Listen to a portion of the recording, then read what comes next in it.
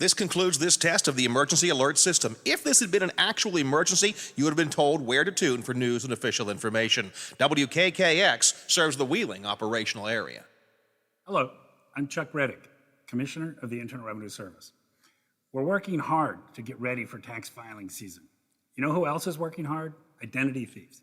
Keep your computers and your mobile phones secure.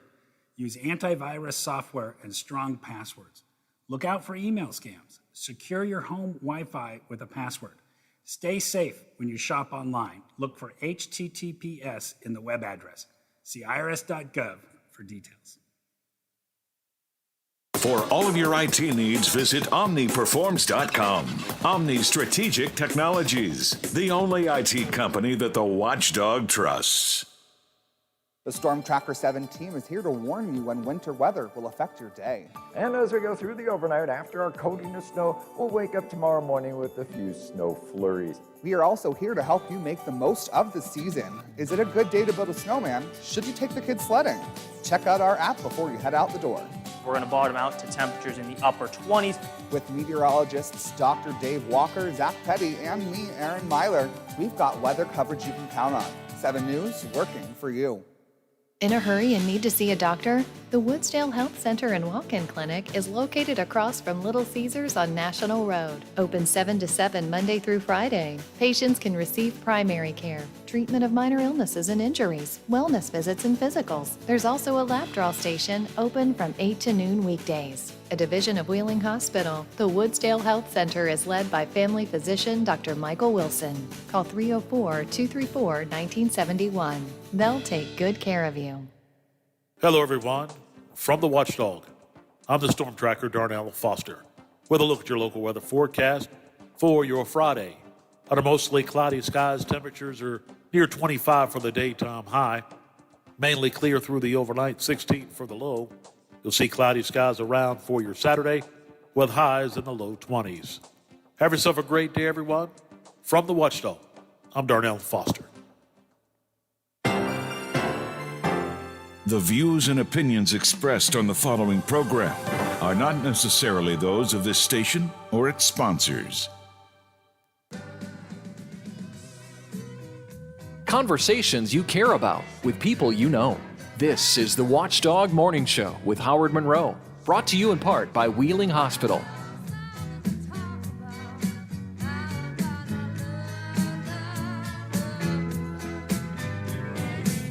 I am doing what I've been asking you to do, and I didn't do it in a timely fashion, so let me just take care of sharing our Facebook page to my homepage. Let's see here. This is Friday. It's January 29th, 129, 21, and this is hour number 2. Hour 2, 8 a.m. And share now. Okay. All right. Oh, did I do that right? I don't know if I did that right or not. Anyway, if you're watching us on Facebook Live video, what I want you to do is like and share the Facebook page. I appreciate you watching. Now, hit the like button and then hit the share button and share it with your friends. And I normally do this before we get on the air, and I goofed. I forgot to do that, so I just had to take care of it now. I think I'm okay. I think I got it all taken care of. You can watch us on Facebook Live video on my Facebook page, on the Watchdogs Facebook page, on our YouTube page. And if you have any trouble finding any of those pages, just go to watchdognetwork.com, which is our new website, and the video is there. It's embedded in the website, and there are links to Facebook and to YouTube as well, so you'll find them there. All right, what are we doing today? Just a bunch of odds and ends collected over the course of the week for this Friday. How much would you pay for a Super Bowl ticket? We've been taking a look at some of the costs of Super Bowl tickets, from the low end of $8,600 to the high end of $330,000 for a big party event inside one of the box reserved seats area. How much would you pay for a Super Bowl ticket? What do you think is a reasonable minimum wage? We'll have a report on that coming up. They're talking about raising the minimum wage in Ohio to $15. And they're talking about that at the federal level as well. Are you prepared for the new I-70 detours to start Monday? I think this is going to be a real bit of a problem. We'll talk about that in just a moment. What would you do to stop a crook? We had that story for you last hour, and it was the story of the hero Hoover. So what would you do to stop a crook? What do moms want for Valentine's Day? Got to look at that. Governor Justice's appointment of a replacement delegate is on hold by the state Supreme Court because allegations are the governor isn't following proper procedure. Senator Manchin is listed as one of the mischief makers on Capitol Hill. I love that phrase. And I think the point of that in the Axios story is that there are some Democrats and Republicans, even inside their own party, where you're not really sure exactly what they're going to do. They could easily stay with their team, or they might cross the aisle. So Manchin is one of three mischief makers in the Senate. We'll talk about that. Newspaper editor John McCabe with me next hour. We'll have our Friday roundtable. Take a look at the Ohio Valley News Week in review. It is a cold, cold morning this morning. Shot of cold air throughout the Ohio Valley. Temperatures are in the upper teens. Wind chills make it feel like single digits, so be aware of that. Be sure to bundle up this morning. We'll get up a little bit, but not a whole lot, honestly. Top off the temperatures in the mid-20s, maybe the upper 20s. 28 is what Zach is saying the predicted high is. And we're looking for wind gusts up to 20 miles an hour as well. So it's a definite bundle up day today here in the Ohio Valley. It is currently still 16 degrees at the Wheeling, Ohio County Airport, 16 degrees at my home studio, 16 degrees at the Robinson Auto Group Studios downtown Wheeling, in the heart of the Ohio Valley, and that 16 with wind at about 9 miles an hour right now. 16 degrees feels like 5. Just one hand, that's all you need to put the feels like temperature up. 5 degrees, so you definitely want to bundle up. You may want to wear a scarf. Heck, you may want to cover your nose a little bit because it can get some frostbite there as well, so be aware. 5 degrees is the feels like temperature. Inside the Monroe household, it's nice and toasty and warm. We had earlier this week, the gas pipe problems got fixed quickly, thanks to the folks from Ludow and Mountaineer Gas, both of whom were extremely helpful to us. And although my wife and I enjoyed a couple of nights of roughing it, camping out in the living room with the fluffy blankets and the space heater, we got back to normal sleeping arrangements last night, and that was good. The one problem we did have after the heat was turned back on and the gas was turned back on and the furnace was working, and then our digital thermometer, we have a Nest thermostat, if some of you know what that is. Everything in our house, is digital, and you can talk to it and work it from your phones and so on. And it stopped working. And I did what I usually do in a case like that, Biff. I looked at it and said, it's not working.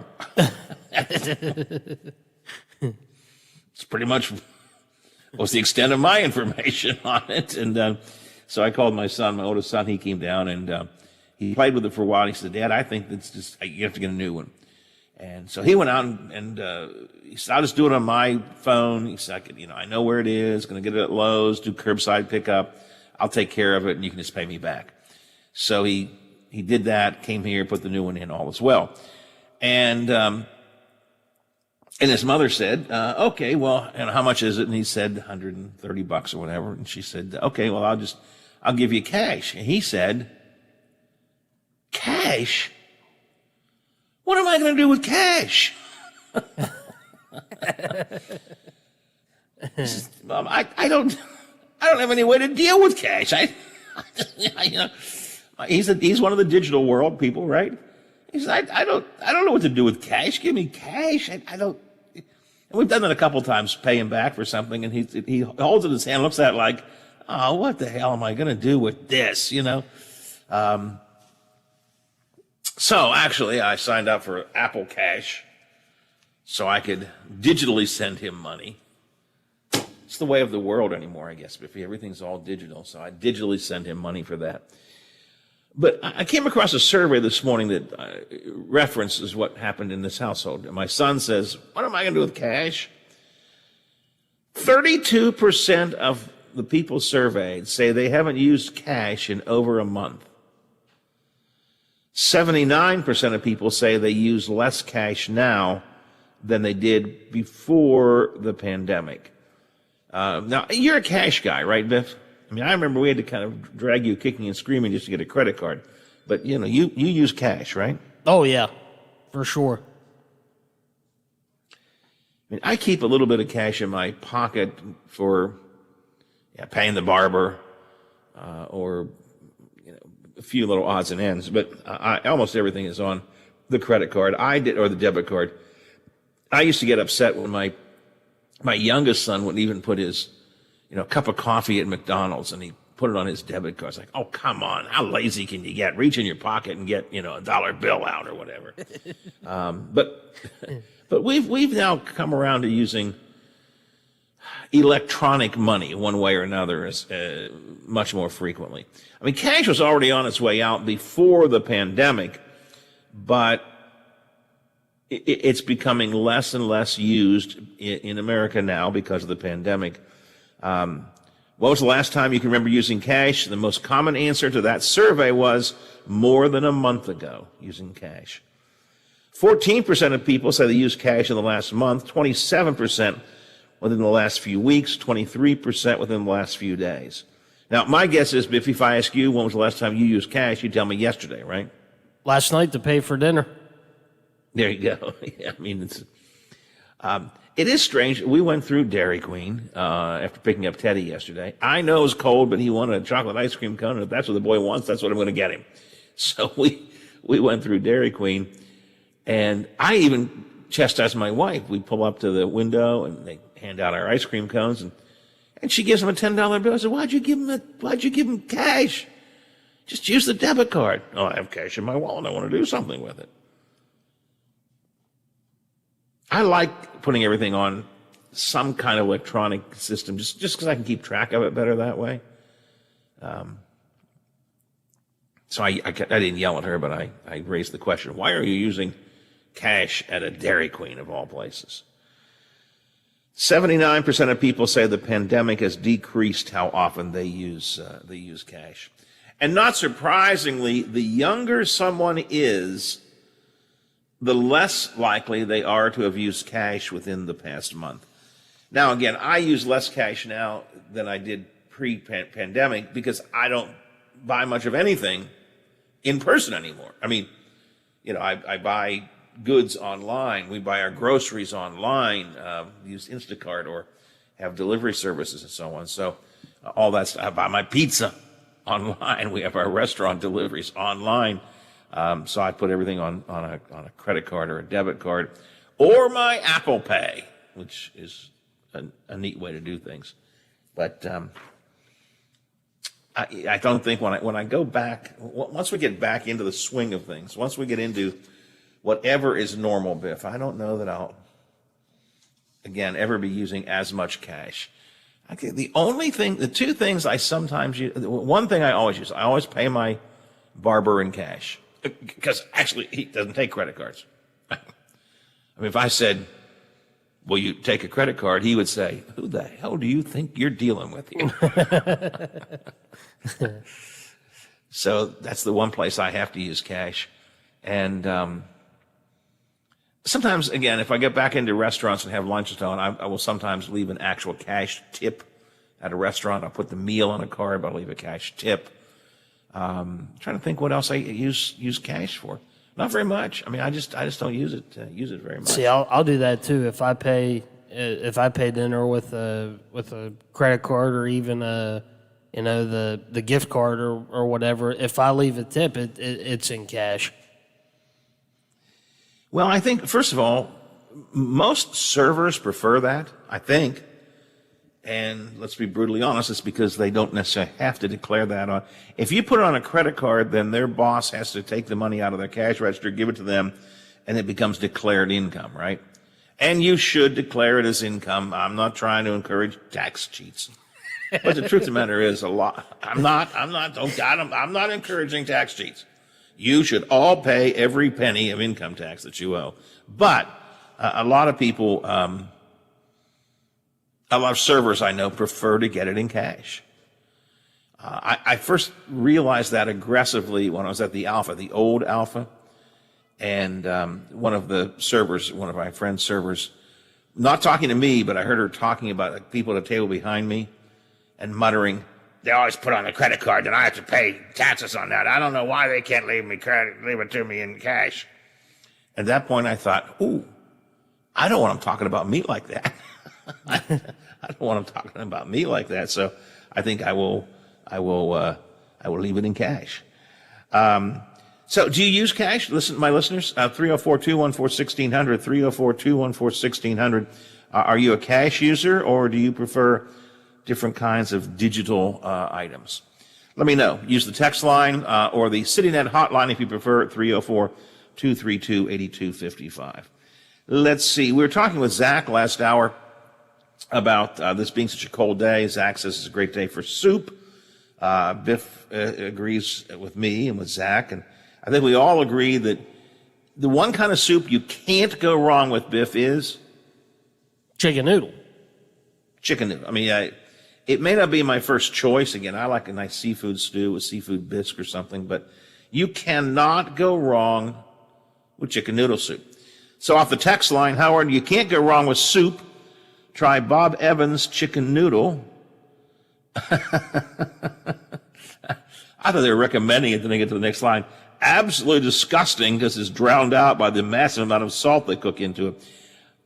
I like salt in my soup. That's the one place I miss salt. Ever since the heart issues, I'm not supposed to have salt. I'm supposed to be on the super low sodium diet. You'll note the use of the phrase "supposed to be." But the one place I don't do it, and therefore I don't eat as much soup, is soup without salt doesn't work for me. We got a low sodium soup recipe book last year, and my wife tried to make all these different kinds of. They all sounded good, but without the salt in it, I like salt in my soup. It used to be, it'd be the first thing I would do. I get a bowl of soup at a restaurant. The first thing I would do is, put in some soup or put in some salt. I can't do that now, but soup without salt just doesn't exactly work for me. So, are you a salt guy in your soup, Biffy? If I do, it's just like a pinch of salt, but other than that, no, because I don't want to. All right, well, don't worry about it. I make up for it. I was gonna say because I don't want to put too much in and kind of ruin the taste of it, but maybe just like I said, just a pinch, and that's it. It's the one thing I just can't get a taste for, soup without salt. When I had to go on this low sodium diet over a year ago, people said, at first, the first few weeks is like, it's terrible. It's terrible. Tastes like eating cardboard. Where's the salt? Because I was pretty heavy on salting everything. People said to me, you will get used to it. The salt flavor will disappear. Your taste buds will get used to not having salt. And that's true, with the exception of soup. It's the one thing I just, without salt in my soup, I just have a hard time with it. I have a very hard time with it. So I solved that problem, Biffy. You know how I solved that problem? How's that? Just putting salt in it and praying. There's a point at which you just have to say, I'm going to give it a go and see what happens. All right, 8:24 in the morning here on the Watchdog Morning Show. This is just sort of a kick things around day on this Friday. McCabe is in for next hour. Other than that, we've got some serious news I want to get to in a minute or two, talking about some fun stuff as well. I want to take a minute or two to explain what's happening with this GameStop stock. Have you been following this story at all, Biff? A little bit, trying to figure it out and understand it a little better. It is a little bit complicated. I absolutely agree with you. And I'm going to try to sort of enlighten everybody a bit. The bottom line is, the story in short, and I'll give you details in a minute. Some of the very, very large investment companies tried to short GameStop stock, basically believing that their business was going to go down, and they bet on the business going down. And that upset some just average people, particularly on the website Reddit. And using some of these little small individual investment apps that you can use where you can just put small amounts of money in, you don't have to have a broker or anything, they began buying up the stock. And it drove the price up. And I'll get the exact numbers for you in a minute, but like a month ago, a share of GameStop stock was $8. And because of all this machinations that the Reddit folks have been doing, it's up to like $300 now.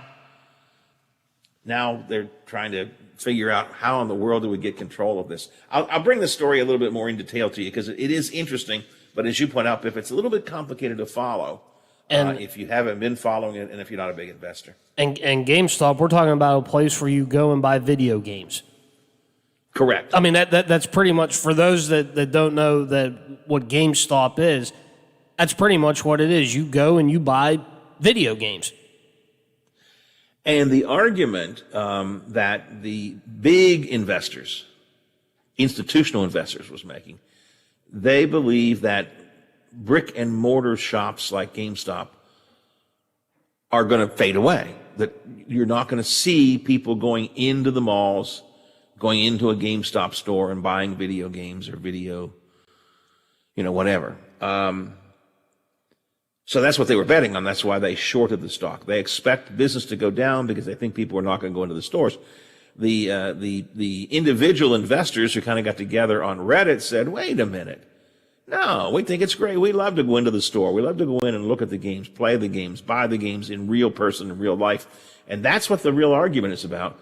These folks said, you big institutional investors may want to bet against brick and mortar, but we like brick and mortar. And that's kind of the nub of the argument. But I want to give you some more details just because it's a story that's catching a lot of attention, and it's not easy to follow if you haven't followed it. So I will do that coming up in a minute or two. And then we have been meaning to talk for days, Biffy, about the I-70 detours, the changes that are going to come next week. And I think we need to do a little preview of that because when we get together on Monday, well, the detours will already be in effect. So we'll talk about that coming up in a couple of minutes as well. All that's coming up here on the Watchdog Morning Show. Hey, coming up today at noon, it's a Friday, so you know what it is, Brother Biff? Oh, yes. Donnie G. Dancing with Dr. G. This Friday on the Donnie Gilbert Radio Show. Sean Ryan is back as co-host. He was there last week. They had some fun. I listened to the show. William Park's AD, Dwayne Rogers, will be in. John Marshall's assistant AD, Dan Wilson, will be in. And the two of them together with Sean and Donnie will talk about this year's winter and spring sports in West Virginia. We're going to have winter and spring sports, Biffy? We're going to have that, or is it just going to go by the wayside? As long as the map cooperates, yeah, we're going to have them. Exactly. Logan Wojcik will be in talking about his new insurance business and bringing his guitar to sing a few songs. The singing insurance man? Okay. All right. That'll be on the Donnie Gilbert Radio Show today and every Friday, noon to 2 on 97 FM and 1370 AM, WVLY, part of the Watchdog Network. So that's coming up today at noon on WVLY. 8:30 in the morning on the Watchdog Morning Show. Let's take in a update from ABC. Get a little sports for you. We've got Tony Caridi's Morning Mountaineer Report. We'll talk about GameStop. We'll talk about detours and a few other odds and ends. It's a Friday. Glad you're along. The WTRF Channel 7 News Update is brought to you by Thomas Auto Centers, Mall Road, St. Clairsville. Get the best deal at Thomas Auto Centers. Now it's time.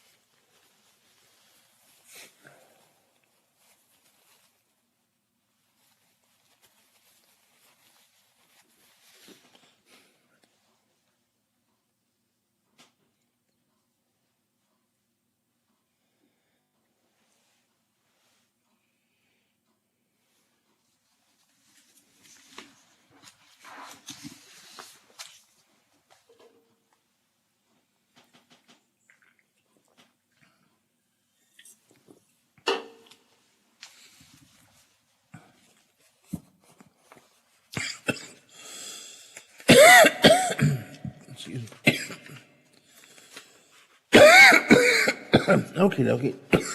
That's not good.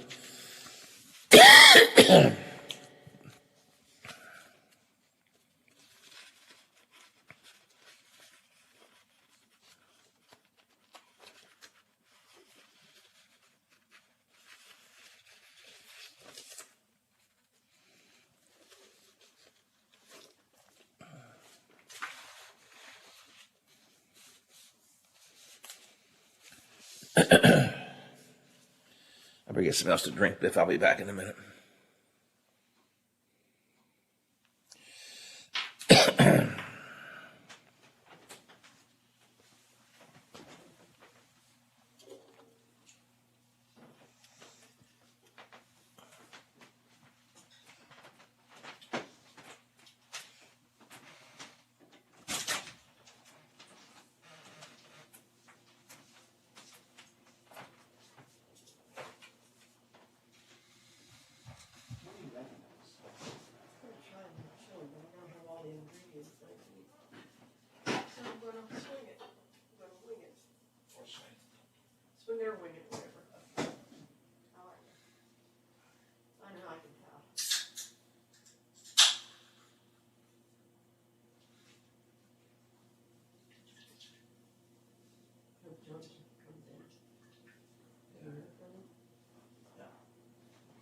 Sun's out. What? Sun is out. Yeah, it's cold out.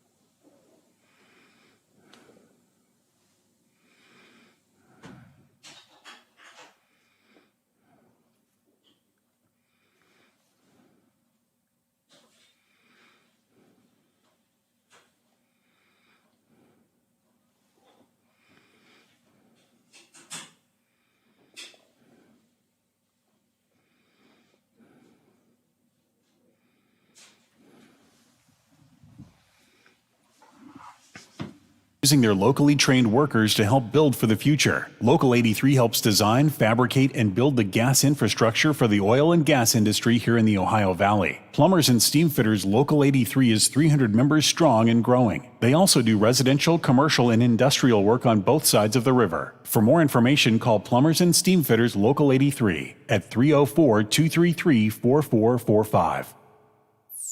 Now's a great time to go Toyota for reliability, value, and style. And RAV4 is the #1 selling SUV in America over the last year, with available all-wheel drive in gas or hybrid models. Now get up to $1,000 cash back from Toyota through February 1st. For more offers, shop Toyota's official website for deals, buyatoyota.com. Then see your Toyota dealer. Go Toyota, and let's go places. New Belgium Fat Tire Amber Ale is now available in West Virginia and distributed locally by wine and beverage merchants. With its toasty and biscuit-like malt flavors blended perfectly with hoppy freshness, it's bound to become one of your new favorite craft beers.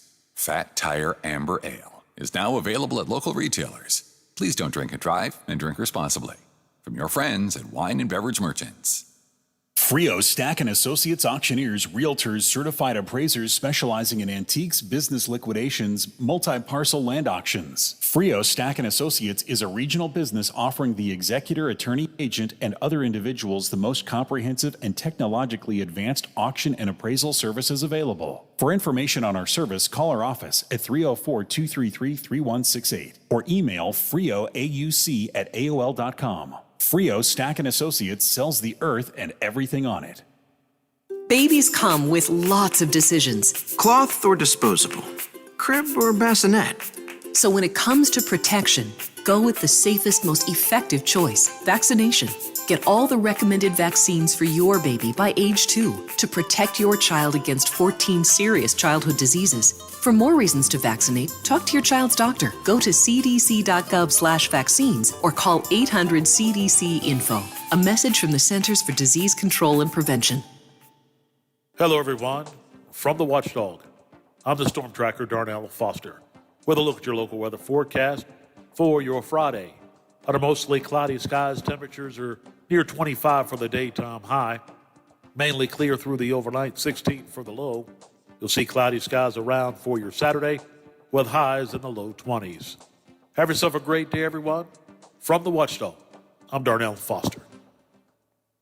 Hi, this is Shauna Johnson from Metro News, just one of the contributors to the Watchdog Morning Show with Howard Monroe. Listen and stay informed every weekday right here. The Valley's most interesting conversations continue now on the Watchdog Morning Show with Howard Monroe, brought to you in part by Wheeling Hospital. McCabe is in next hour. He and I will talk about some of the Ohio Valley news stories in review of the week. The big story that I think we'll talk about and will be a preview of the upcoming I-70 detours that are going to start on Monday. Now that the westbound Fulton Bridge is replaced, the eastbound Fulton Bridge is going to be replaced, and that's going to create all kinds of potential problems. We'll talk about that, McCabe and I will, in the next hour. But just as an example, everybody's trying to figure it out. During the news break here, I just got a text from someone who I work with at my church, and he's from out of the area, and he says, Howard, how am I going to get to church on Sunday? So everybody's trying to figure this out. We took Teddy on his ride last night. I purposely took a ride through the tunnels and checked out those detours just to see. I knew what they were, but I wanted to physically see how things were going to play out next week. Biffy, I've said this before. I think we're going to have more difficult traffic problems with this part of the I-70 Bridges project as opposed to phase 1. Do you think I'm right or not? I think for the first maybe couple weeks, once we eventually and hopefully we get the hang of it and everything and where we're going. But again, I mean, I'm like you. You know, we went to dinner last night at Generations, and you know we were talking about, well, you know, because I said I'm going to have to go to get to the Elm Grove area, the St. Vincent's for church. You know, I said, well, I'm probably going to have to go 29th Street and go, you know, up over the Bethlehem and come down that way and you know, go out to where, you know, by McDonald's and where the temple is and go that way. And that's, so you can do that, or there's like another way, you know, you can go, and it's starting to figure out, okay, you know, how am I going to get to where I gotta go if you got to head east? Yeah, it's going to be. I just think it's going to be a little bit more complicated than than it was the other on the westbound things. The first phase that was done this past year, and what concerns me, and we're going to talk on Monday with the EMS coordinator from Wheeling Hospital, Jeff Gazdick, about what Wheeling Hospital is doing and recommending once the detours get started, and they'll be started on Monday. He'll be with us on Monday to talk about it. It's going to be a little more difficult to get to Wheeling Hospital because basically you'll be able to go through the tunnels coming eastbound, but that's it. That's it. You'll come through the tunnels and you can get off at 16th Street, you know, that ramp that's immediately at the end of the eastbound tunnel. Other than that, it's closed. The road's closed, and literally the bridge will come down.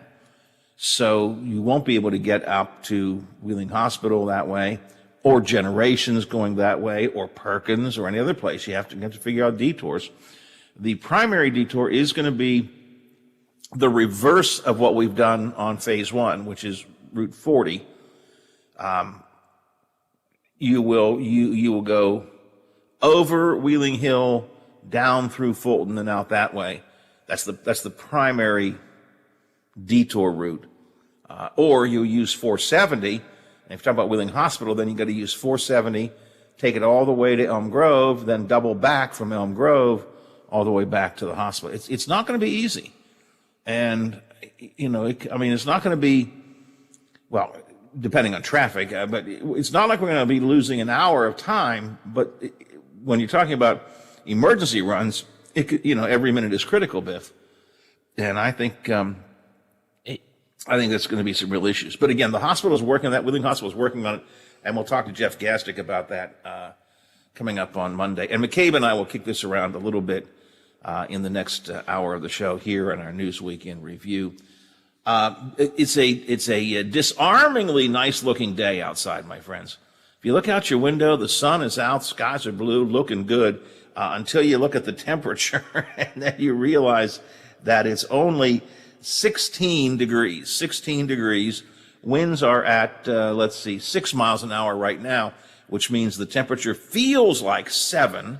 It's a little bit warmer. It was only felt like 5 earlier. The sun is warming things up a tad, so it feels like 7. But we're still single-digit feels like temperature, so be aware of that. But it's disarmingly a nice looking outside. You look out the window and you go, "Wow, look at that sunshine, blue skies.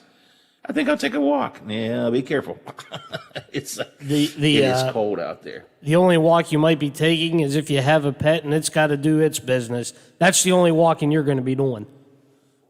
Yeah, exactly. And it's going to be a brisk walk. Very. And it could get worse. We look at 7 now by wind chill 7, not the big 7. You should watch the big 7, but anyhow. Tomorrow, they could in the morning, wind chills be about 4. So it could be colder tomorrow morning than it is right now. So by all means, bundle up, scarf, hat, gloves. I said earlier, put the scarf up over your nose, so that you don't get your nose. I mean, we're talking about 5 degrees right now, and you're right, by tomorrow, we could be pushing close to 0 degrees with it feels like. And that's even possible today because we're at, 6 mile an hour winds right now. But Zach said we could be looking at up to 20 mile an hour gusts during the day today. So you get a good gust of wind with temperatures as cold as they are, and there it could be. Now, I'm waiting. Somebody will text me any minute now about, it's winter. Of course it's cold. You're not a fear-monger, Monroe. Why do you have to fear-monger all the time? Hey, I just try and share information with you people. And I think sometimes we need to be reminded, that's all. All of us need to be reminded. Again, I say you look out the window and you say, hey, it looks nice outside. Do you step outside and you go, whoa, crap. I don't think so. Some of you may be able to tell, I don't know. My wife says, I can tell. I'm really tired this morning. Slept in the bedroom last night, first time in several nights. And it was nice and toasty, but I got up really tired and moving slowly. I've been drinking a lot of my Diet Dr. Pepper this morning. That's where I get my caffeine. My coffee is actually decaf coffee. I'm trying to give myself these jolts of caffeine to get going. I was thinking, you know what I need, Biff? I need this new Coca-Cola that's coming out. Have you seen this? Coca-Cola with coffee in it? Yeah, I saw the pictures of it somewhere, I think last week or 2 weeks ago, but really didn't. I just saw the picture of it, didn't really look into it. It'll be Coca-Cola with coffee. They're going to have 3 different flavors or blends or whatever you call it. Vanilla Coke, caramel Coke, and the dark blend. Also, they're going to try and put out a 0 version. No sugar, no calories. But I'm assuming that the coffee will have caffeine in it, so you'll get the double jolt of caffeine from your Coke and from your coffee. Because, man, this morning, I could mainline that stuff. I think if they had it, I just need to really get it. The spokesperson for Coke says many people are torn between having coffee or soda in the afternoon, in particular, at work or at school or when they're traveling, and this will sort of be the middle ground. You can have the Coke and you can have your coffee at the same time. Each 12-ounce can of Coke will contain 69 milligrams of caffeine. Now, that is twice what a standard can of Coke would have. That's about half a cup of coffee. So, and they also have calories as well, but I'm not talking about calories. I just need something to wake me up right now. This is not the first time that Coca-Cola coffee has been on the market, by the way. In 2018, in Japan, they tested a Coca-Cola coffee. They called it Coca-Cola Black. I don't like the sound of that. Coca-Cola Black. Apparently not successful enough, but it is now. Now it's just Coca-Cola. I'm looking at the picture, as you said, Biffy. Now it's just basically Coca-Cola with coffee. The dark blend, the caramel blend, or the vanilla blend. But I think I could just use a straight infusion of that this morning. Well, our friend Thomas with us this morning? Yes, he is. Hi, Howard. Good morning. How are you? Hi, Howard. How are you? Hello? We're talking about you off the air yesterday. Oh, my ears were burning. I was wondering what that was all about. There you go. I thought it was an infection, and it was just you guys talking about me and stuff. No, it was just us talking. No, Howard, forget the gas, forget the heat and everything. I'll give you all the firewood you need and everything. Honestly. Okay.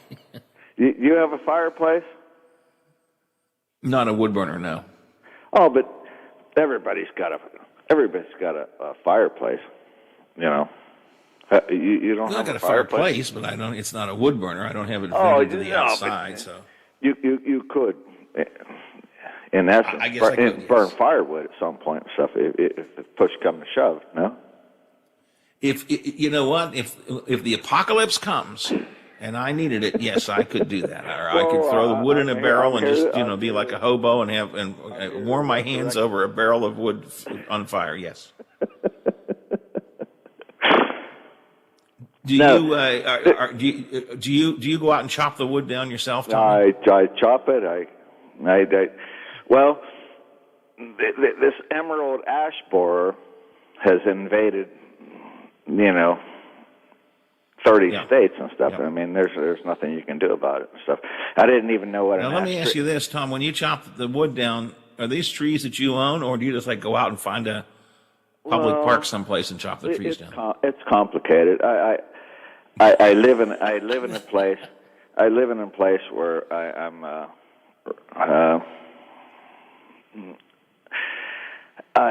have consignment to 40 acres and stuff here, Oh, okay. and I don't own it, and You're allowed to cut the trees down? I mainly just You're allowed to chop them down? Well, I mainly just keep the place cleared out because they have to mow it every year and stuff. And believe me, I've got. I didn't even know what an ash tree was until they all died, and then now at this point, there's just every. I could walk out in my backyard and a tree would fall down and hit me in the head, because it's gonna, there's just. Did it do that? Huh? What? Did it do that? Did it hit you in the head? Well, at times. No, if I was standing in a high wind and I was in the right place. But no, honest to God, man, I didn't know what an ash tree was until they all died. And now there's 150 ash trees that need to come down, But that emerald bore's been around for a good while, has it not? Oh no, well. At first there was the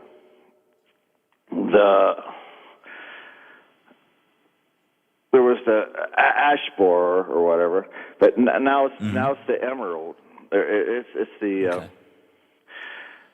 and Is that just like a different variation of the bug? Is that a different variation? No. Like for the last 30 years, there was the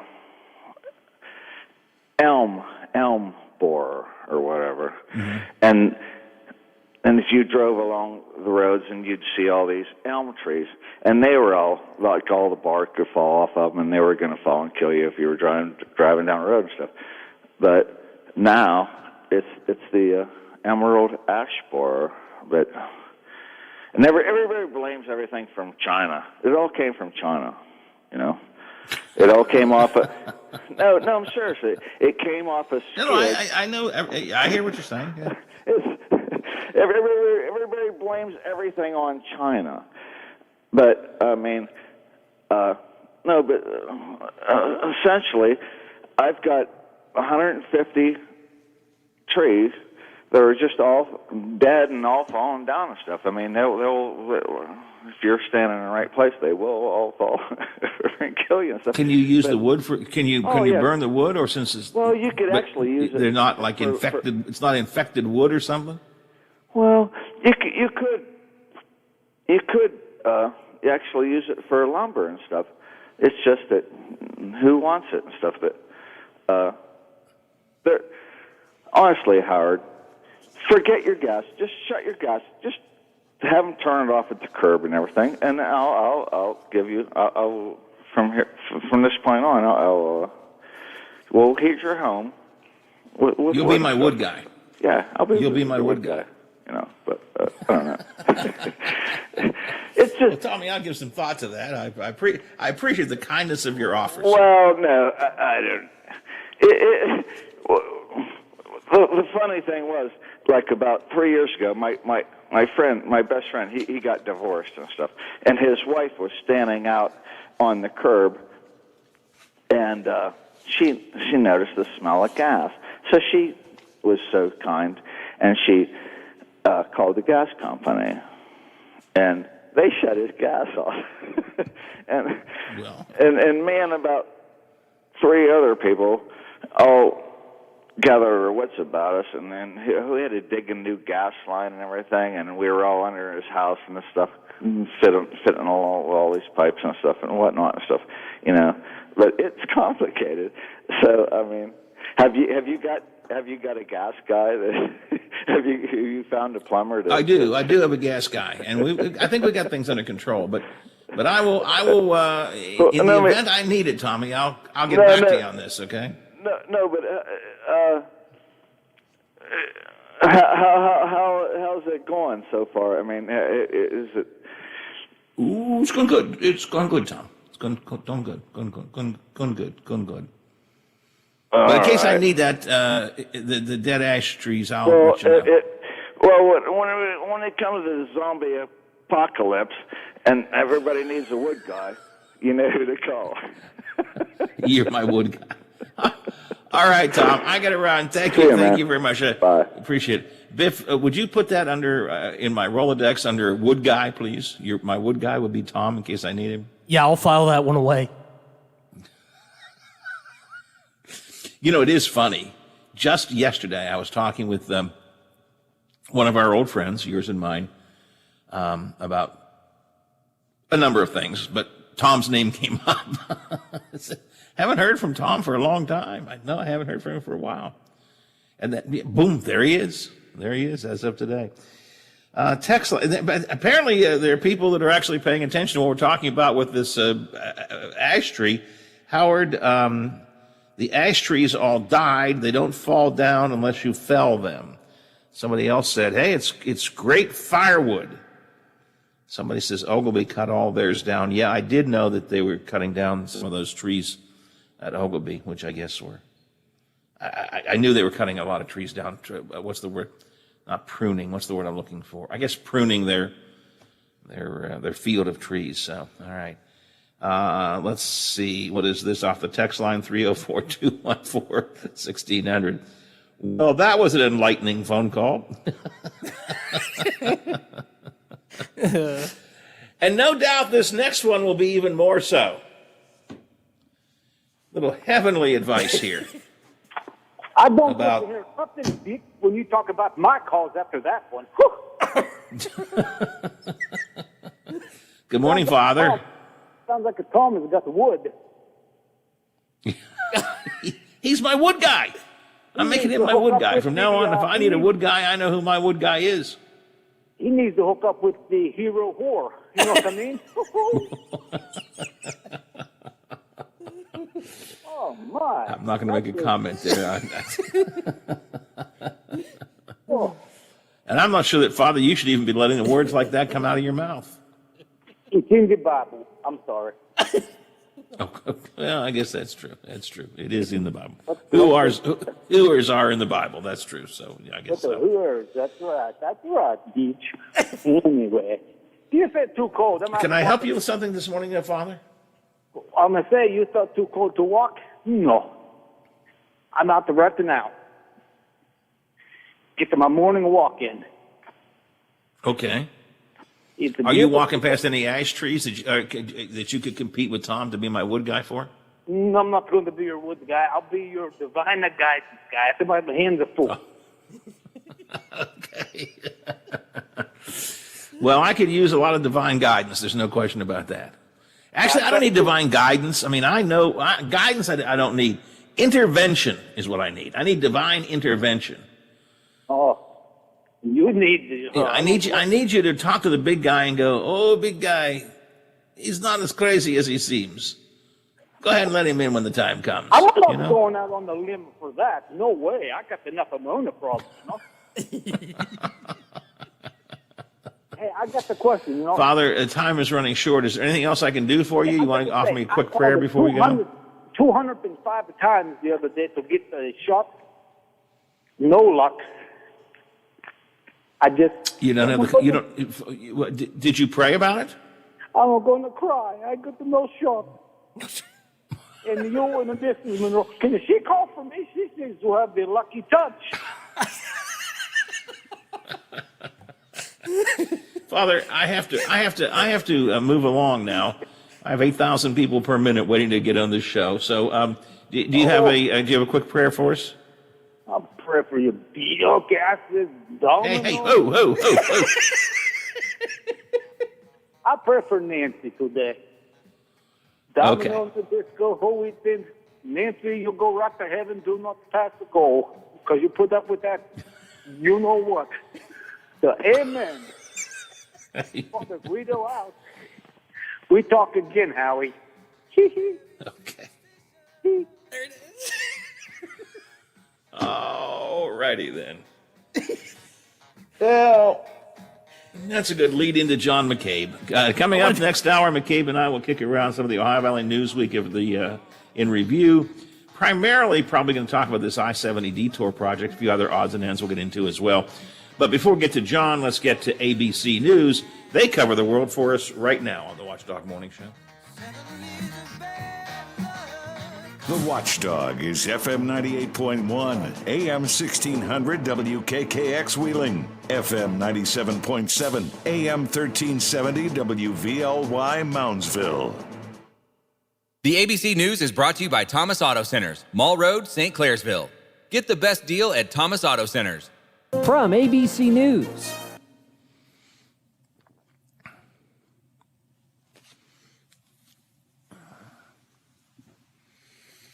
All right, back in a minute, Biffy.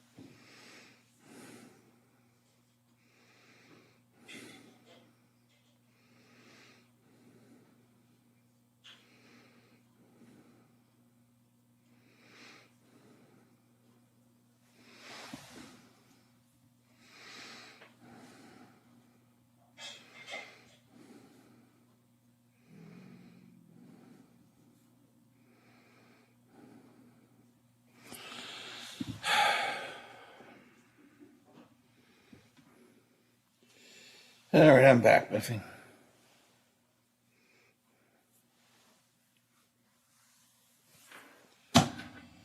I'll be glad when this day is over.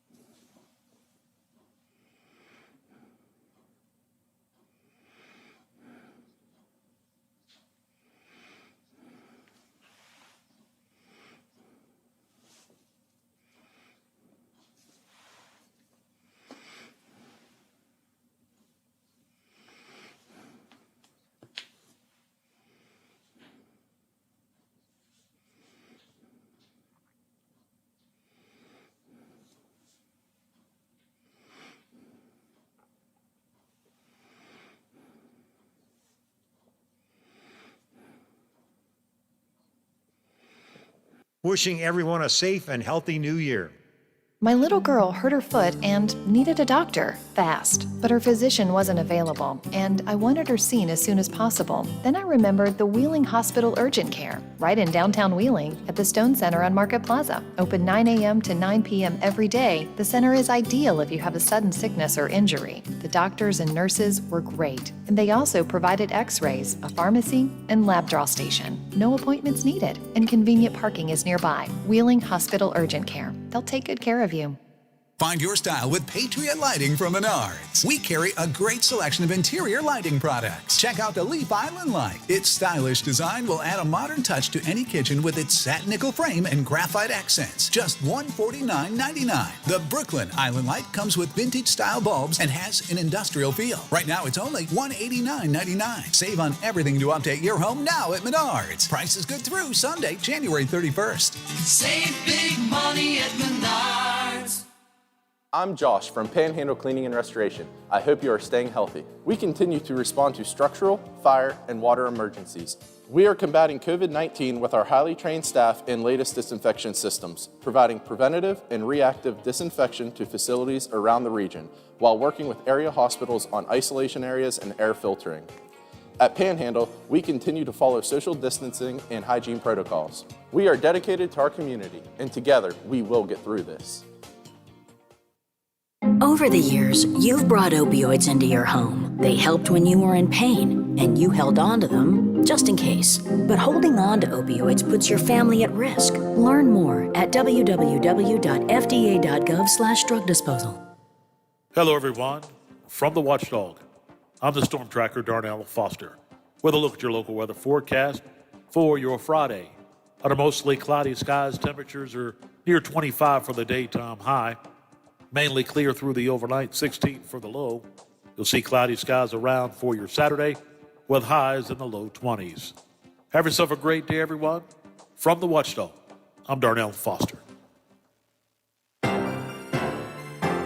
The views and opinions expressed on the following program are not necessarily those of this station or its sponsors.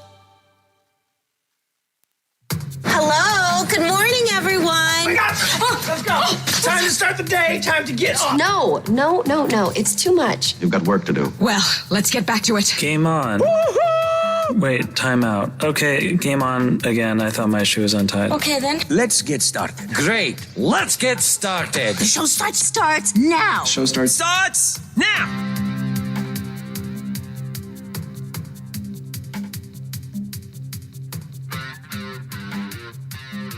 This is the Watchdog Morning Show with Howard Monroe and Brad Leonard behind the board in the producer's chair.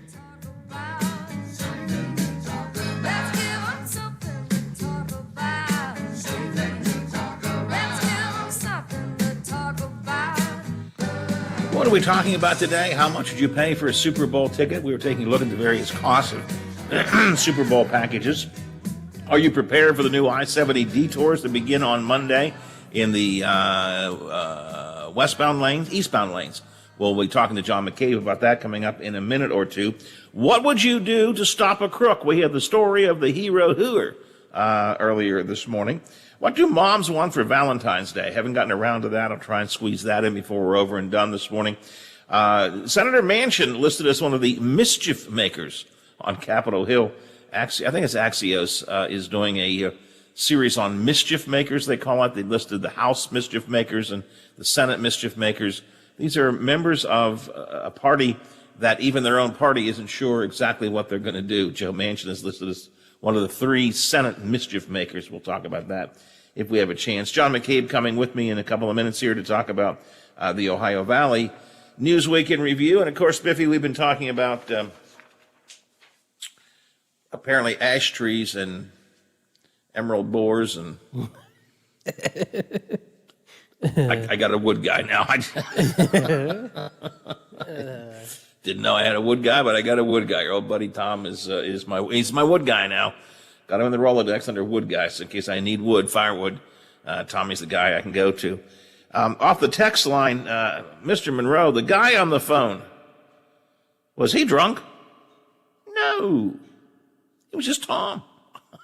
It's just, right, Biffy? That's just Tom. That's him. I mean, it's, Tom's kind of fun. He marches to the beat of his own drummer. Sometimes he plays his own drum. I don't know. But I said it was really funny. I haven't heard her talk to Tom for a long time, and then just yesterday, somebody else and I were talking about some of the radio people. We haven't heard from Radio Rich for a long time, Biffy.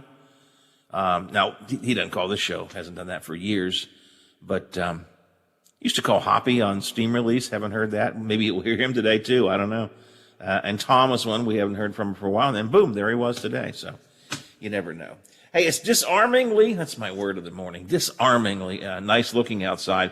Sunshine and blue skies. You would think it's a great day. It's a great looking day. And the sun is actually a little bit warm, but it is cold outside. Wind chills are still in the single digits. And the best we're going to do for an actual real temperature today is going to be up to probably around 28 degrees or so.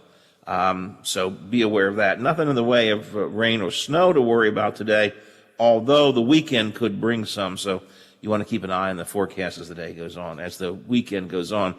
Temperature has bumped up actually a little bit, 18 degrees at the Wheeling, Ohio County Airport. 7-degree wind chill out there makes it feel like 9. So we're still single digit feels like, but getting close to being done with that. Almost up to 10 now. So, but the feels like temperature is 9 degrees. That's here at my home studio at the Wheeling, Ohio County Airport, and at the Robinson Auto Group Studios downtown Wheeling, in the heart of the Ohio Valley. I want to really quickly remind you that there is an auction coming up. It's an online auction. Frio Stack Auction Associates have it next week. The bidding will close on Monday. It's open right now. You can check out the preview at freoauction.com. Look at some of the items that go up on the auction block. It's an online auction only. The bidding will close on Monday, and check it out before then. Pickup is then on Friday of next week, so you have to be able to pick up these items by Friday up at the Jim and Shane's place at the Highlands. 400 plus lots of all kinds of things: advertising, clocks, neon signs. Looking at the advertising signs here: Miller Genuine Draft Bottle Cap, Miller Fiber Optic Bottle Cap, Budweiser Draft Barrel Light, Blatz. Boy, I haven't heard of Blatz for a long time. Remember Blatz beer, Biffy? No, that was before my time. Yeah, that was an old beer. Blatz, America's great light beer. A lighted sign there.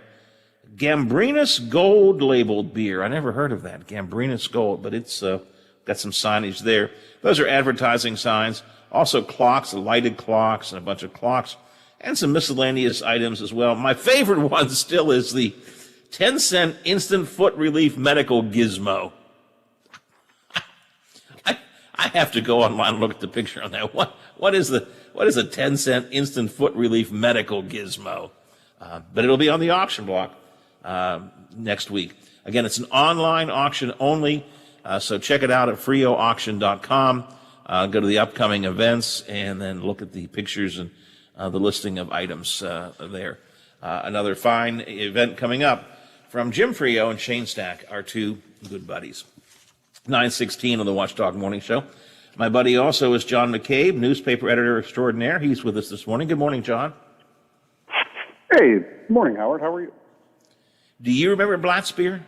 Is that before your time, too? Sure. No. I had come from a long line of suds consumers, and back when I was a kid, I remember at my grandfather's house, you'd have the Schlitz glass, and his favorite beer was Stoney's because it was cheap. You remember Stoney's, don't you? Yeah, I did. And remember when they had generic beer there for a while? Had the black lettering with the white label. Oh, geez. I think I only tried that once. It just said beer on it, It was like, I know people say, how would you know? It was like drinking pea water. I mean, oh, God, it was terrible.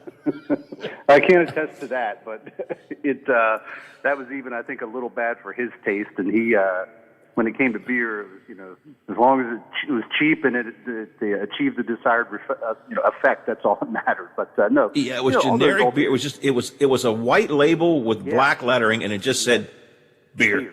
Yeah. Now, it was the kind of beer you bought when you were young, late at night when all the real beer was gone. Couldn't get any. I guess I'll try this. It's cheap enough I can afford a couple of cans. If you think about it, from even a lot of those beers, I don't even know if a lot of those beers are around. Like Tuborg Gold. Remember that one? Is that even around anymore? I don't even know. But that was a frequent one back when in the high school days people would find it, and you'd see it at parties and things. But no, there's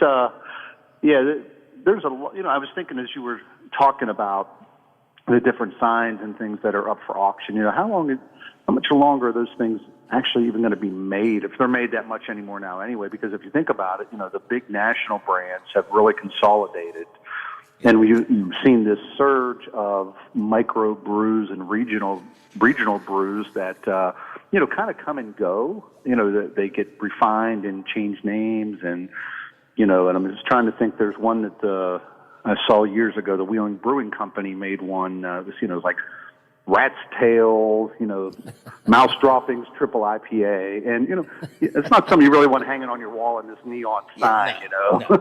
So But I think, interesting time. In those days, you had a lot of sort of cheaper beer, especially here in the Upper Ohio Valley, Milltown, Steeltown, so on. You had a lot of cheaper beers, and you had a lot more bars around. I mean, your basic neighborhood, working men, after the mill's shift was over, they would go in and just have a few beers, and you had all of these different types of beer. Now, I don't mean to make fun, but now you go in and, oh yes, I'd like do you have the light IPA? I'd like to have that, please. Yes. When I began to drink beer seriously, I mean, I had all of those things too, the Stonies. I remember the Stonies and Blatts. But my first sort of the beer that I drank on a regular basis was Stroh's. Remember Stroh's? Oh, sure, yeah. I remember I went to Atlantic City with a friend of mine right after high school, I guess it was, and it was sort of an after high school trip. We went to Atlantic City and went into a bar, and that's all I knew. That's the only thing I knew. And I didn't realize how regional it was. I said, yeah, I'd like a Stroh's. And the bartender said, I don't know how to make that. I said, well, you don't make it. Wasn't it Stroh's that was like a big, wasn't Stroh's a big beer like with the African-American community? Wasn't it Stroh's that was something like that I had no idea when I was, growing up and a kid, and you'd see it around everywhere. As you get older, that it was, big with the, with certain segments of the population really like this beer over others. And, again, it's just interesting as you learn those things, and you, again, wonder how, again, like with Stroh's being a regional beer more so, I never would have imagined that, especially Atlantic City. It's not like it's in California. It's just, a drive away. The guy literally never heard of it, didn't he? Again, he said, I remember this very well. He said, I don't know how to make it. He thought it was like a grasshopper or a martini or something. I'd like a Stroh's. But the first beer I drank on a regular basis was Stroh's. Drank that for a while. I think that probably was a follow-up from my dad. I think my dad was a Stroh's drinker. And then somewhere along the way, college era, I went to, Natty Light to begin with because it was cheap, and then Miller Light. And then I switched because I remember this very well. I can tell you where it was. It was in the old Keg and Kraut. And I was in the Keg and Kraut with some friends of mine, and we were having a few beers. And Carl Karrenbauer and the Karrenbauer gang came in, right? The Bud Stud, they all came in. Sure. And as Carl always does, he said, hey, I'll buy some drinks for everybody. And the bartender came to me and said, hey, Mr. Karrenbauer's buying drinks, you want one? I said, yep, I'll have a Miller Lite. And he said, Mr. Karrenbauer runs Bud Light. Maybe you want to try Bud Light. And that's when I kind of began to make the switch to Bud Light. So but I remember that quite well. In retrospect, how embarrassing was that? Carl's buying the beer and I'm going, yeah, I'll have a Miller Lite. Thanks a lot. Oh, well, at least he didn't hear it. I'm afraid he probably did, but I think he knew what an idiot I was all along. So, 9:22. John McCabe was with me, newspaper editor extraordinaire here, Ohio Valley Newsweek in review. I don't know if it's in review, John. I think probably one of the biggest stories is the Newsweek about to begin next week. Yeah. Which is the phase 2 of the I-70 Bridges project. Phase 1 was tearing down the Fulton Bridge westbound. Yeah, westbound, exactly. And the bridge was gone, and we had those huge detours through Fulton and so on. They turned out not to be nearly as bad as we had predicted, to be brutally honest with you. Part of that probably is because the pandemic just meant there weren't as many people on the road. But I'm concerned. Starting on Monday, it's going to be the teardown of the eastbound Fulton Bridge, and there are going to be a lot of detours, a lot of ramp closings. I have a feeling this is going to be a much more difficult traffic time with this turnaround. Yeah, I would agree. I think this one is going to impact a lot more people because, again, if you were coming from, say, Dallas Pike and you were going to Wheeling Hospital to work every morning, we'll say, for example, you could ride on 70, you could stay on 70, even in the construction zone that was down to one lane, get off at Washington Avenue, and other than slowing you down because of the construction, it didn't impact your morning commute in terms of the route you took. This one, so say if you were in St. Clairsville and you're a nurse at Wheeling Hospital, come Monday morning, you're going to have to get up early. You're going to have to, get off at exit 1A on the Fort Henry Bridge and go downtown and kind of, go around 10th Street and then up over Wheeling Hill and then all the way down on National Road till you get to Kroger. Turn right there on Mount Deshauna Road and get back on the interstate, and that brings you right up, of course, to the Washington Avenue exit.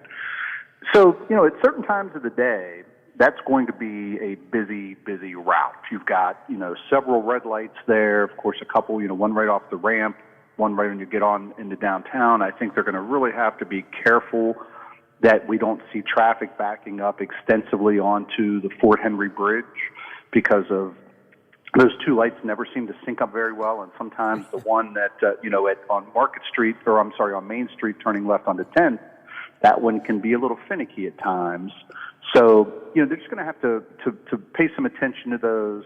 The other route that people could take would be to go 470 all the way to Elm Grove and loop back around. Now, there's some challenges there as well. You can get off at Elm Grove, and obviously the best way to go, in my opinion, is to stay on get on National Road, go past like Patsy's Pizza, and get back on the interstate by Parkview Lane. Because simply, if you try to get back on the interstate right by Respects there, where the Pizza Hut's at, you're coming right up to that stop sign at 7 o'clock in the morning. A lot of traffic there. You're merging out into traffic going between 45 and maybe 80 miles an hour at a busy time in the morning. I think that that's the one that really worries me right now is people who might think about it. I have not taken that ramp since the project got started. That's just too dangerous to me. Getting up on that ramp, trying to, hit a stop sign, squeeze into traffic, all that traffic coming down the hill always goes too fast anyway. Right. It's coming from two lanes, because they got that divided area coming down the hill. Exactly right. I think that is just a dramatically dangerous intersection, and I have literally never used it since they turned it around. I noticed yesterday, though, and I maybe you had something in the paper. I noticed that ramp was actually closed yesterday. You could not get on from Elm Grove. I don't know what the reasoning on that was. I did not notice that. No, that may just be, maybe they're doing something. But, when you speak of ramp closures, what's had people confused a little bit over the last couple of days is when you go onto the i70forward.com website, which is the official project site for the I-70 Bridges project, and there are two maps there right now for this phase 2 of the work. One is the local detour map, which is what we just talked about, up over Wheeling Hill, exit 1A, through town, etc. But there's another map that says on the map January 2021 that shows the exit 1A ramp being shut down. So we have a story in the paper today that further explains that is a summertime job that's going to start where they're going to shut down exit 1A right off the Fort Henry Bridge and that's the downtown ramp. Yes, that's the downtown onto Main Street. So when that happens, if you're coming from say Ohio, St. Clairsville area, you're going to have to go through the tunnel onto Route 2 going south, onto 16th Street to Market Street, and then up over Wheeling Hill. So it's almost it's going to loop you a considerable. I don't say considerable, but it's going to take some extra time. Again, I think that's the key people need to realize. Or you could, just options. You could turn around in East Wheeling, get back on the interstate, because you can rejoin the interstate, once you pass the bridge. I think you'll be able to get on the interstate. No, that ramp is going closed. Straight. That ramp's going to be closed? Yes. So like going eastbound? Yes. So if you're in Moundsville, say you're coming from Moundsville and you're coming and you work at Wheeling Hospital, you can't follow 2 all the way and get back onto 70. That ramp. You can't do that. Okay. No, you will have to go either, up into Bethlehem and down into Elm Grove, or through town and follow that detour. Yeah, that ramp, and a lot of people say, where I live in Bethlehem, a lot of people use that ramp, and that ramp, my understanding from what we've talked with Mike Witherow about, that ramp will shut down on Monday as well, because that's coming right up onto the bridge. So, and it needs, much like they did on the other side, that ramp needs redone as well. And I think they're just going to do all that at the same time, is my understanding. So it's going to be... Bottom line is it's going to be, I think, more difficult to get around. There was the detours going westbound were, relatively simple. The bridge was down, you got off at Perkins, you went through Fulton, up over the hill, got back on the interstate. It took more time, and there were every once in a while certain times of day,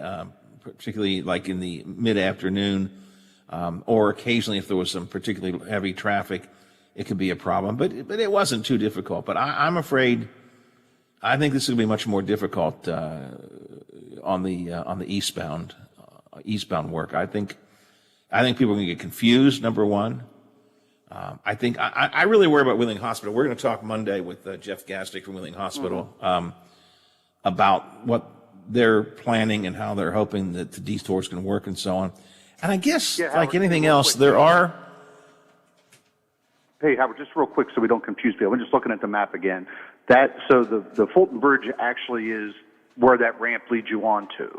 So when you come up that ramp off of 2, you're going on to the Fulton Bridge. So that's, so that ramp is definitely closed. I'm just looking at the map now. The bridge, so you won't be able to go eastbound up that ramp because you'll be going right into where they're working on the Fulton Bridge. So yeah, I was thinking, and I shouldn't have thought without checking. I was thinking that you could, that by the time you re-entered the interstate off that ramp, that you would be past the bridge, but it's not. You'll still be. Yeah, you're coming right onto the bridge from that, because if you think about it, you're on the right side. When you're driving down there, you're on the left side of Wheeling Creek. So when you get up that ramp, you're going over Wheeling Creek, that's the Fulton Bridge.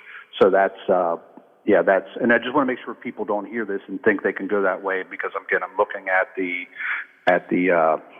detour from 2 south is to go through, they're saying to go through town on the Market Street and up over. But, I would go, if I were coming that way in the morning from Moundsville, I'd probably go up 470 or up into Bethlehem that way and down into Elm Grove and come around that side, just because I think there's going to be at least a fair amount of traffic at, times in the morning when people are heading to work. That's kind of that 6:30 to 7:15, 2:30 to 3:30 as those shift changes happen at Wheeling Hospital in particular. And again, we all focus on Wheeling Hospital. There's a lot of other things. Again, Kroger, the restaurants that are in that neighborhood. But Wheeling Hospital. Perkins will be impacted. Yeah, sure. Will be impacted. Yeah. But, with 2,000 employees, Wheeling Hospital is really kind of the focal point of all this, simply because getting there is not going to be easy. Well, I think, and it's not just the employees getting there, which would have to take a lot longer, but I think there's, at least in my mind, some concern about emergency vehicles. You're going to be, doubling the time it takes to get to the hospital sometimes. If you're used to coming from St. Clairsville, for example, down 70 through the tunnels, hit the Washington Avenue exit, it's a pretty straight shot. I don't know what the time frame on that is, but you're probably going to double that if you have to go 470 up over the hill, up down the hill, and backtrack in Elm Grove. So it's not just the employees that have the potential to be a problem. It's going to be emergency vehicles that are going to find a lot longer drive, and that's not counting hitting any traffic of any kind.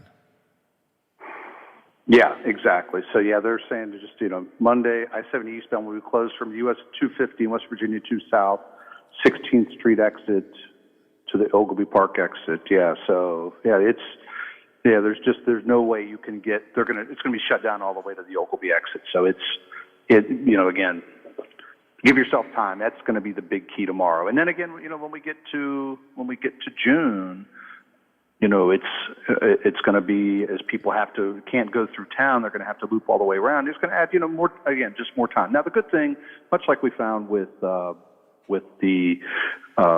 phase 1, through travelers can just go 470 and not have any issues.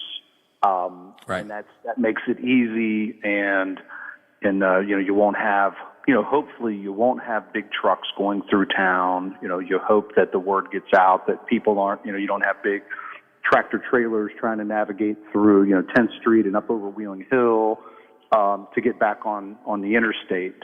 I'm sure we will, because we had it last time when they tried to, urged everything to go over. But, just again, the key for everyone is give yourself time. Well, and of course, trucks that are going to go somewhere short of they may want to go out towards Perkins, for example, or someplace like that. Mm-hmm. They're not going to go 470. They'll probably take the through town route just because it's sure. Sure, it's closer. 100%. If they want to hit someplace between Wheeling Hill and Perkins, for example, they're going to want to stay on Route 40, so that's going to be a problem. And John, it gets complicated too. I would assume at some point, the streetscape works will get started. Well, that's where, yes, that's now the good thing about that, quite frankly, and I was just thinking about this a few weeks ago, is the city, and as that work gets underway, this is only, the detour is not through downtown Wheeling necessarily. It's not through the heart of downtown Wheeling. It's getting off, on exit 1 and moving, and moving right up the hill. And so that's, you're really going to bypass that. And I surely would hope the city, and I, would think they're smart enough not to do this, that, they wouldn't start some major sewer line project in April right there and that, right beside the Wheeling Inn. That would really clog the works up. And again, we had a story in this week. They're urging people to be patient, and I think they're just, coordinating with the DOH on this. So. Well, we can urge patience, and we will, and you will, and everyone will urge patience as much as possible. But the truth of the matter is, people are going to get really frustrated and really upset, and it's just going to be, there will be a lot of frustration. So we all have to kind of do our best to not get too, don't take the same kind of frustrations people took out on the health departments for not getting their vaccine appointments. Don't take that kind of frustration out on people on the roadways. Exactly. Because it's going to be a mess. And we forget too that it was 1 year basically. And by the way, I keep saying I give Swank Construction a lot of credit. I did not believe they could adhere to the time frame that they had put together of getting the westbound work done before the Festival of Lights, and they did. I mean, and I give them a huge amount of credit for that. But basically, a year's worth of shutdown because of that. Now another maybe close to a year going the other way, and we need to keep in mind that when that work's done, there's still another year's worth of work that's going to be done on all these projects. The big part is the bridges, those two bridges, but it's designed to be a 3-year project. Oh yeah, because they've still got when you go along I-70, toward Elm Grove from downtown, you've still got a number of bridges that are half gone. So those need those sides are going to need done. You've got the bridges that I don't think they've touched yet out, toward Elm Grove, or not, I'm sorry, toward Dallas Pike, out in that area. So they've still, 26 bridges total. What they've hit so far have been, their goal initially was to hit the big projects, one each year in total replacement of the Fulton Bridge. But as you noted, there is still a whole lot of work left to be done. Yeah, and it's a 3-year project. We're only 1 year into it, so right. The next year is going to be a difficult year. That's going to be the second big bridge project, but the third year still has all those other bridges to get. So you still have a lot of one lanes and detours and barrels and so on for that extra year as well.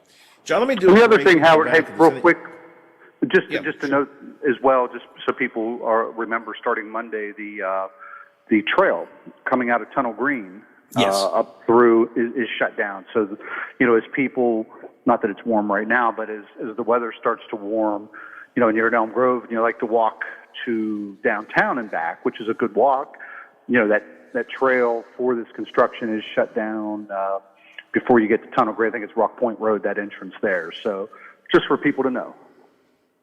Yeah, absolutely. So it's going to be, it'll take a while to be able to get used to all of this stuff. And I hope, we did on the westbound side, we got used to it. I mean, after a while. Yes, exactly. Hopefully we'll get used to it eastbound as well. But in the beginning, it's going to be, it is going to be difficult. And there will be some delays. And there will be some delays for most of the year. It'll depend on traffic and time of day and so on. But there are going to be some delays.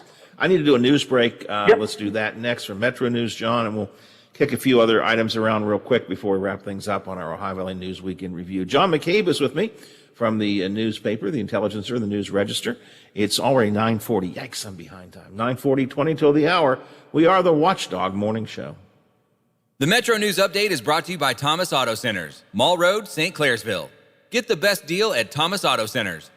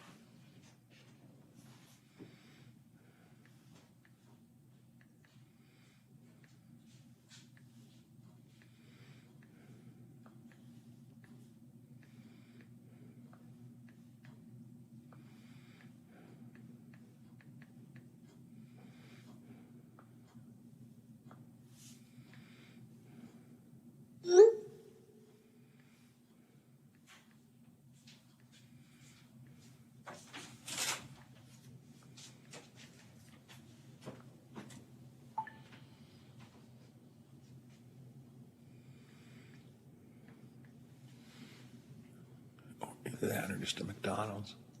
Either that or a McDonald's. Well, there's easier.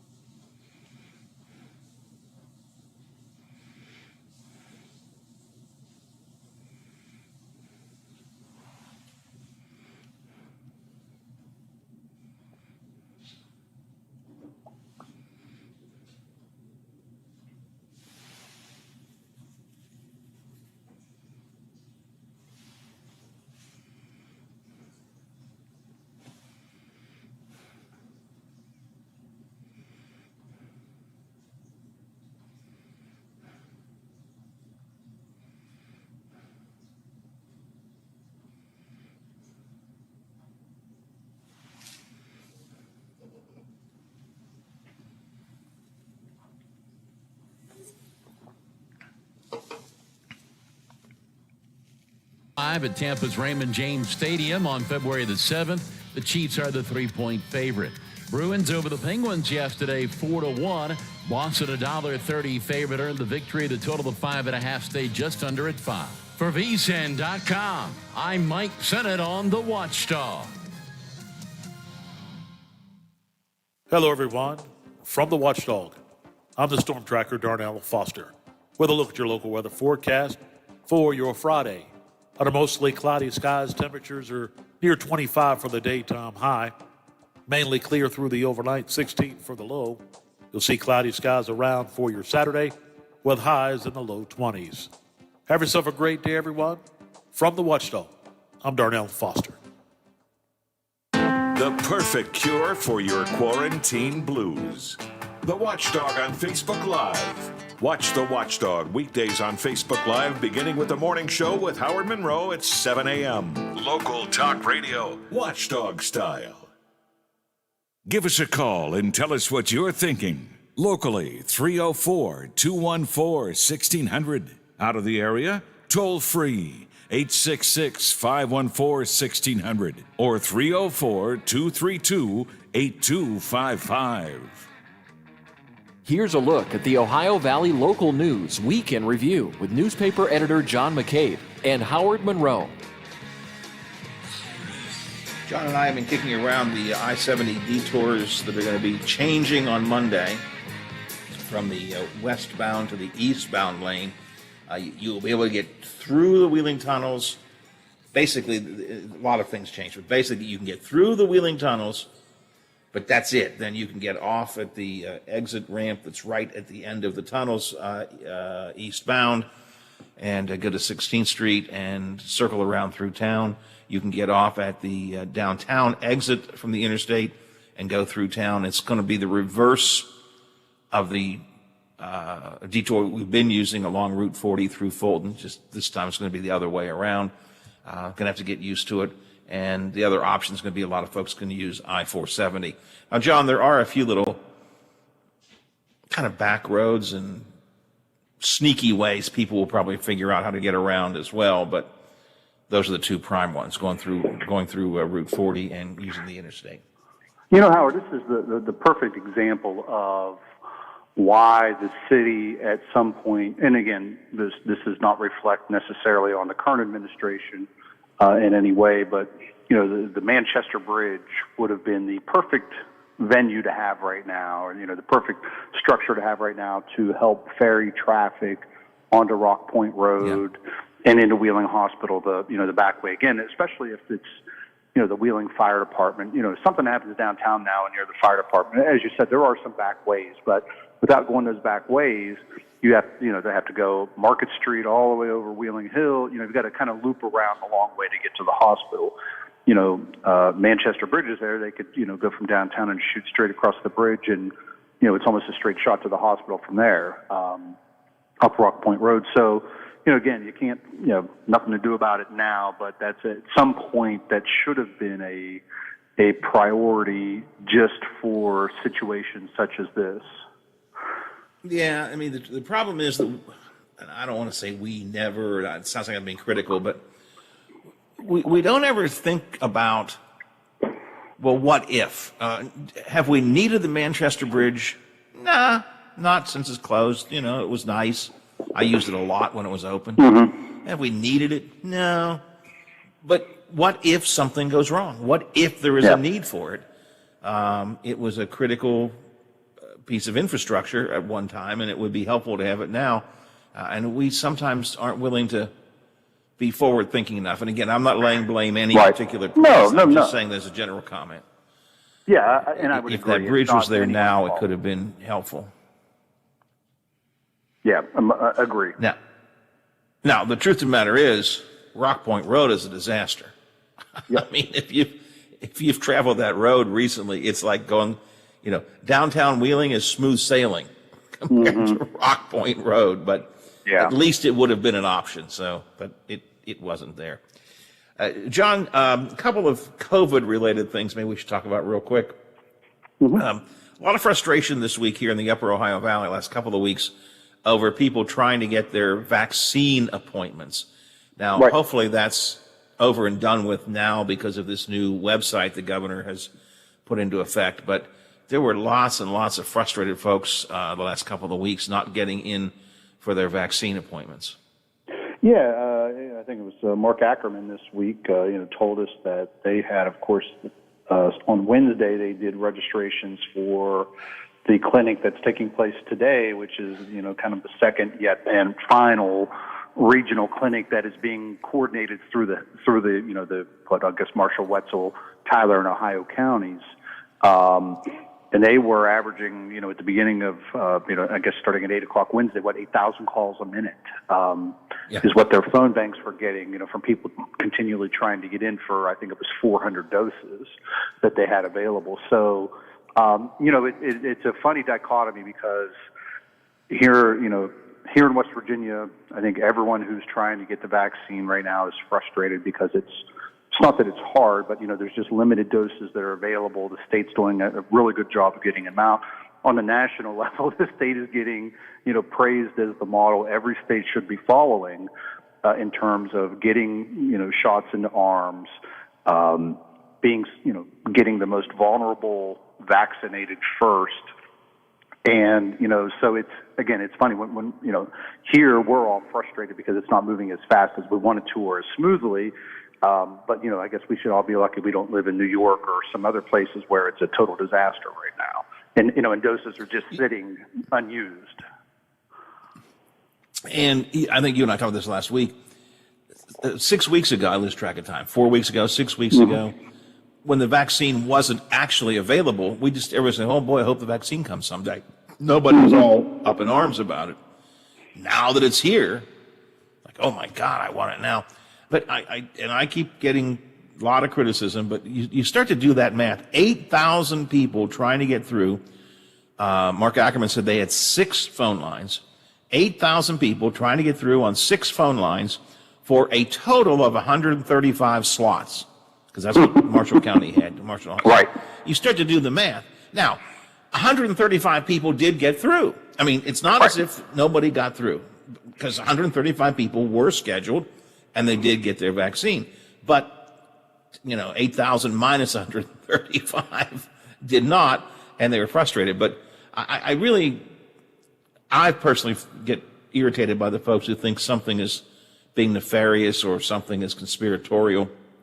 Mark told us yesterday that they looked into hiring out a professional call center, and that's $3,000 a day. Right. This would be $3,000 for the health department to hire a call center for essentially 20 minutes. Right, exactly. And see, and that's I can understand this is where I think those of us in the media have to be careful, because, Governor Justice, and I was thinking about this from his perspective just a few days ago. So he's on, MSNBC, CNBC, Fox, et cetera, Fox Business. Everyone's praising him for getting the vaccine out and for, leading, either at the top in the nation in vaccine distribution, hitting the most vulnerable first. And then he does his daily briefing, and he's hammered because we don't have enough vaccines in this county. We don't, and that really does just go to show. And I think what he fails to understand at times, all politics are local. So, it doesn't matter what they say about you in D.C. What matters is are the people in your home state happy? And I'm not going to say people are unhappy right now, but I think people are tired of, tired of being cooped up, tired of being afraid and driven to, not be able to be with family because of the virus. Now that we have a mechanism that can help to alleviate those concerns, they just want to get it and get back to, some semblance of their old lives. And we now have a better system in place, which is this website, vaccinate.wv.gov, that you can fill out your forms online, and you will then be called when there is vaccine available in your area and you're in the proper group at the time. So that will be helpful. But it won't be any more expedient. I think the thing I still worry about is people think when they call that number or get on the website that guarantees them a shot like tomorrow. No, it just puts you on a list. We still have to have vaccine, which we don't have. Now, I guess the governor did say we're going to get 2,300, 3,300 additional doses next week from somehow we're getting some additional doses next week, so maybe that'll speed things up for some folks. But we're all frustrated. We all want to get vaccinated. We all want to get back to normal. It's still going to take quite some time before that happens. Oh, sure. Yeah. It's, we're going to probably be looking, and again, this is what experts who have been on top of this from day one, unlike the, armchair quarterbacks, you and me, who know nothing, but, some are at best, but probably into, late this year before we even start to approach. And of course, now we've got the concerns, and, it bothers me how the national media really does whip people into a frenzy at times over these new strains. Should we be concerned? The new variants, yes. Again, the goal needs to be to get the vaccinations moving, because, everything so far seems that both Moderna, Pfizer are effective against, this South Africa, the one that's in Britain now. So, we just need to continue, need to quit fear-mongering is not the right word. We need to report the news and get people vaccinated and continue to tell the stories of those who have been vaccinated, because I still hear from a lot of people who just are adamant that they don't want to get it. And they're not going to take it, and they don't even. I don't That even still know amazes they know me. why. It still amazes me how many people say they're not going to get it. All right, John, I got to move on. Good talking to you as always, my friend. We'll Howard. do it again next week. Thanks a lot. Bye. Talk to you soon. John McCabe, managing editor of local newspapers, with us every Friday on the Friday Roundtable, the Ohio Valley Newsweek in Review. Except this week, most of our conversation was on the Newsweek previewing next week, which is when the new detours start, which probably is something the Big Seven is working on aggressively, if not today, for next week. Let's find out. Bob Westfall's here from WTRF-TV. Good morning, Bob. Morning, Howard. How are you? I'm looking forward to, I'm tired. I'm looking forward to next couple of minutes and I'm done. And my wife is making chili in the other room. We started talking about that with Zach this morning and prompted her to make some chili. So I'm looking forward to kicking off the weekend with some chili. All right, we'll be over for lunch. Y'all come. Me and Lynch will be over. All right. We will be out live when the traffic changes next week in the AM show. So we will be out as it's happening. So yes, we are covering it. We've talked to the sheriff. We've talked to Wheeling Hospital. We've talked to the West Virginia Department of Transportation. So yeah, we've covered it up to this point, and then we're probably going to have Stephen Ruffing get to enjoy the weather on the morning that the train takes place. So yeah, we will be out there live as it happens. So that is something we're going to cover. We continue to cover since it started a year ago. It's hard to believe it's been a year when the first barrels first went up. So yeah, we will be out there absolutely. And that people want to hear all about that next week. That's going to be good coverage because it's. People are going to forget. They're not going to get up early enough. There's going to be a lot of confusion on Monday, and eventually we'll get into the system like we did last time. Eventually we'll get used to it, but in the beginning, it's going to be a big change. Right. So we'll be out there. We'll have probably team coverage on it later in the day as well. So if you have any questions, we have a great traffic site on our website.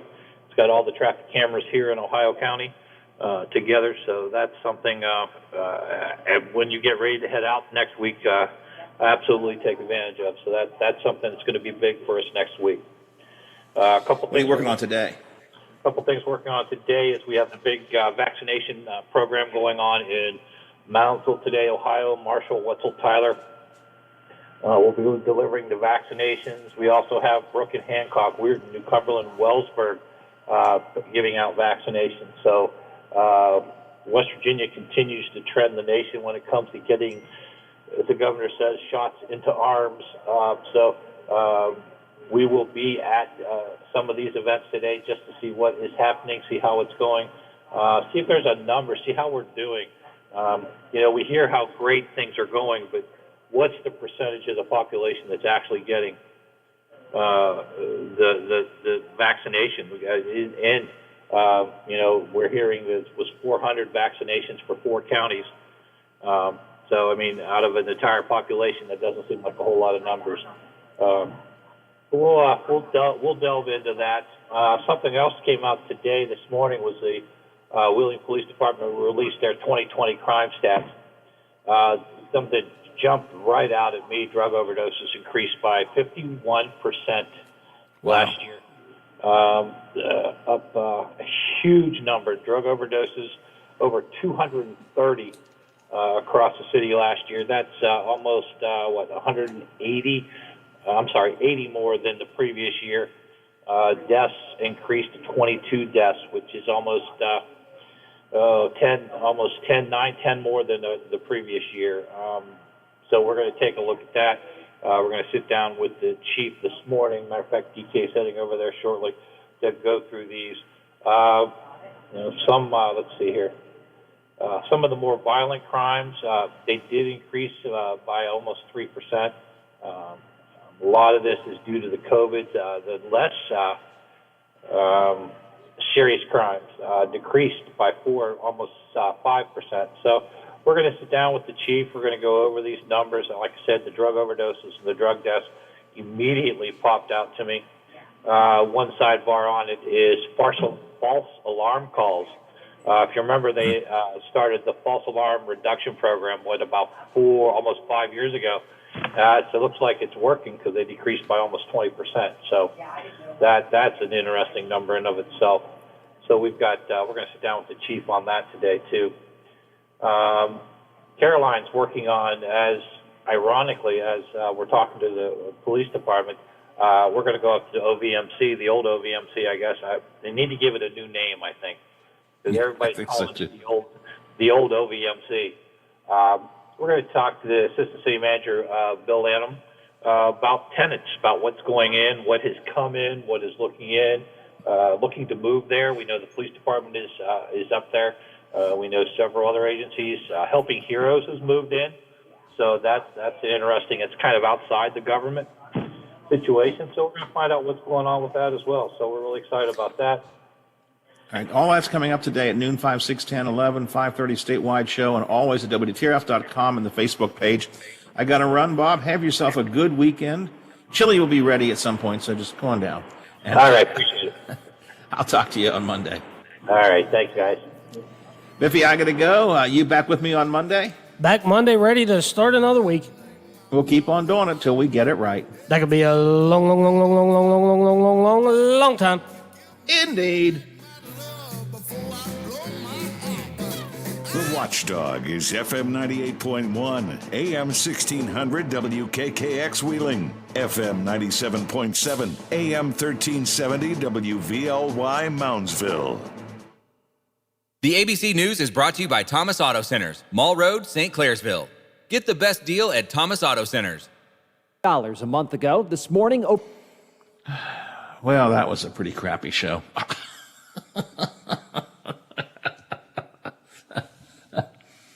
It wasn't until like 11 o'clock at night, last night, I thought, you know what?